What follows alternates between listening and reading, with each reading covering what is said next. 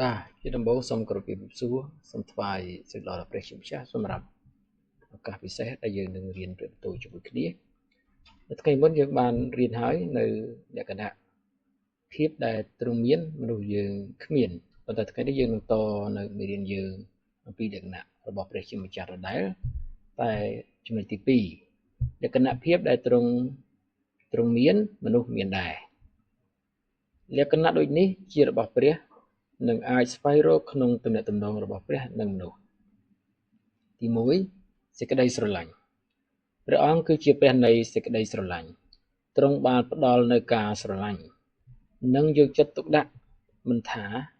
មនុស្សប្រភេទណាក៏ដោយទ្រង់មិនរើសមុខមិនប្រកាន់ឋានៈទ្រង់បង្ហាញសេចក្តីស្រឡាញ់របស់ទ្រង់មកចំពោះយើងដោយសគត់បង្ហូរព្រះលោហិតសម្រាប់អំពើបាបរបស់យើងតាមរយៈការបញ្ជូនព្រះរាជបុត្រាទ្រង់មកលោកីនេះនៅកាពីរ៉ូមចំពុក5ខ8បានចែងថាតែឯព្រះទ្រង់សម្ដែងសេចក្តីស្រឡាញ់របស់ទ្រង់ដល់យើងរាល់គ្នាឲ្យឃើញច្បាស់ហើយព្រះគ្រីស្ទបានសគត់ជំនួសយើងរាល់គ្នានោះគឺក្នុងកាលដែលយើងនៅមានបានបលាយផងតើសេចក្តីស្រឡាញ់របស់ព្រះជាម្ចាស់បានបង្ហាញជាយ៉ាងណាចំពោះលោកអ្នកព្រះគម្ពីរយ៉ូហានដំណឹងល្អចំពុក3ខ16បានចែងថាដោយព្រះទ្រង់ស្រឡាញ់មនុស្សលោកដល់ម្លេះបានជាទ្រង់ប្រទានព្រះបុត្រាទ្រង់ទីមួយដើម្បីឲ្យអស់អ្នកណាដែលជឿដល់ព្រះបុត្រានោះមិនត្រូវវិនាសឡើយគឺឲ្យមានជីវិតអស់កលជានិច្ចវិញខ្ញុំបានទទួលសេចក្តីស្រឡាញ់នោះតើត្រូវឲ្យខ្ញុំធ្វើអ្វីនៅព្រះគម្ពីរ1យ៉ូហានចំពុក3ខ16បានចែងថាដោយសារសេចក្តីនេះយើងរាល់គ្នាបានស្គាល់សេចក្តីស្រឡាញ់គឺដោយទ្រង់បានស៊ូបដូរព្រះជន្មទ្រង់ជំនួសយើងដូច្នេះគួរឲ្យយើងបដូរជីវិតយើងជំនួសបងប្អូនដែរចំណុចទី2ស្មោះត្រង់ព្រះអង្គជាព្រះដែលមានភក្តីភាពជានិច្ចមនុស្សជាតិគ្រប់រូបតែងតែស្វែងរកការពិតដែលមនុស្សស្វែងរកហើយគ្មានភាពទុច្ចរិតគឺមនុស្សអាចរកបាននៅក្នុងព្រះអង្គគ្មានភាពទុច្ចរិតទេទីតោសចំពុក1ខ2បានចែងថាយើងជារាជរបស់ព្រះអង្គ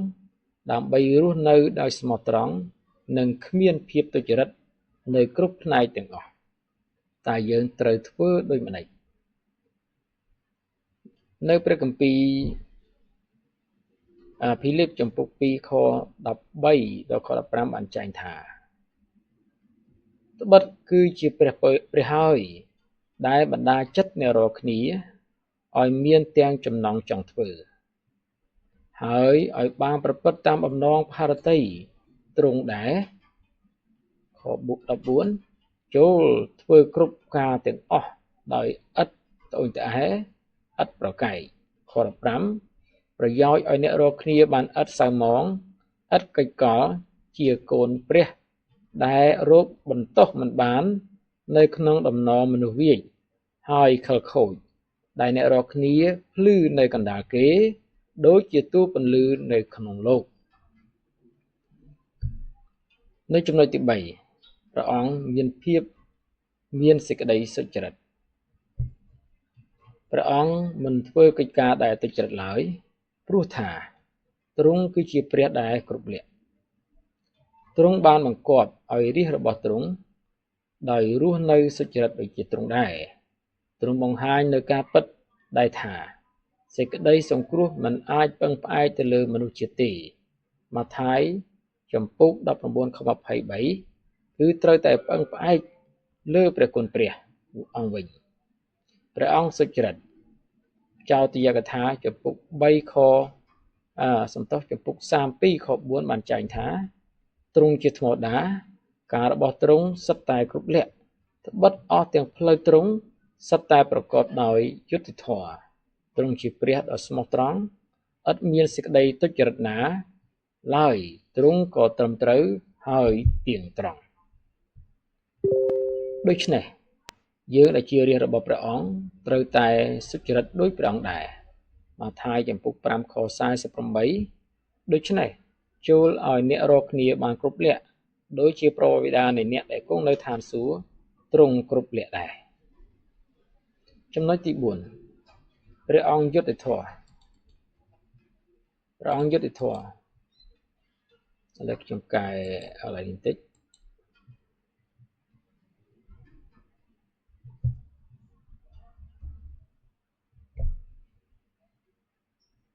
យុត្តិធម៌របស់ព្រះបង្ហាញឃើញតាមរយៈការជំនុំជម្រះពេលមនុស្សឈរនៅចំពោះព្រះវត្តមានរបស់ព្រះដើម្បីទទួលសេចក្តីជំនុំជម្រះនិងទទួលការដាក់ទោសព្រះអង្គទ្រង់យុត្តិធម៌បំផុតទំនុកដំកើងចំពុក9ខ8ទ្រង់នឹងជំនុំជម្រះមនុស្សលោកដោយយុត្តិធម៌ក៏នឹងវិនិច្ឆ័យអស់ទាំងសះដោយសេចក្តីយុត្តិធម៌អេសាយចំពុក30ខ18ទោះបីយ៉ាងនោះតាគង់តែព្រះយេហូវ៉ាទ្រង់រកឱកាសនឹងផ្ដល់ព្រះគុណដល់ឯងរាល់គ្នាដែរហើយទោះបើយ៉ាងនោះក៏ដោយគង់តែទ្រង់នឹងចាំឯងលើកដំកើងទ្រង់ឡើងដើម្បីឲ្យទ្រង់មានសេចក្តីអាណិតមេត្តាដល់ឯងពីព្រោះព្រះយេហូវ៉ាទ្រង់ជាព្រះដ៏ប្រកបដោយយុត្តិធម៌អាមែនសូមថ្វាយព្រះល្អដល់ព្រះអង្គម្ចាស់សម្រាប់មេរៀននេះដែលបង្ហាញអំពីលក្ខណៈមួយដែលព្រះជាម្ចាស់មានហើយយើងក៏មានដែរនៅក្នុងមនុស្សយើងអាចរកឃើញទាំងអស់នឹងដែរនៅពេលណាដែលគាត់ជាមនុស្សល្អជាមនុស្សគ្រប់លក្ខហើយជាមនុស្សដែលមានប្រវត្តិមានរបស់ព្រះអង្គដូច្នេះមេរៀនខាងលើបានបង្ហាញអំពីលក្ខណៈរបស់ព្រះជាម្ចាស់ពេលដែលយើងចង់ឃើញព្រះអង្គយើងចង់ឃើញព្រះអង្គពេលខ្លះយើងមិនអាចមើលឃើញព្រះអង្គផ្ទាល់នឹងភ្នែកពីព្រោះព្រះអង្គជាវិញ្ញាណប៉ុន្តែយើងអាចមើលឃើញព្រះអង្គនៅចំពោះសេចក្តីស្រឡាញ់ដែលព្រះទ្រង់បានប្រទាននិងសេចក្តីដែលស្មោះត្រង់សេចក្តីសុចរិតនិងសេចក្តីយុត្តិធម៌សូមអរគុណសូមនិមន្តដើរចំពោះព្រះបានជួបប្រទះនឹងព្រះយេស៊ូវគ្រីស្ទអាមែនសូមព្រះប្រទានពរ